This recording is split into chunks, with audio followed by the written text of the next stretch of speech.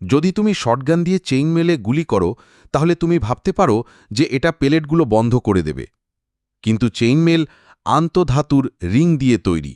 যদি তুমি পাখির গুলি ব্যবহার করে গুলি করো তাহলে কিছু ছোট গুলি বন্ধ হয়ে যেত, কিন্তু অনেকগুলো এখনও চলে যেত। এবং বাকশট, যা বৃহত্তর এবং দ্রুত গুলি ব্যবহার করে, চেইনমেইলে ছিঁড়ে ফেলত, রিংগুলো ভেঙে ফেলত, জোরে জোরে আঘাত করত এবং হাড় ভেঙে যেত, এবং চেইনমেইলটি ক্ষতস্থানে ঢুকে যেত, যা আমার ব্যথা আরও বাড়িয়ে দিত।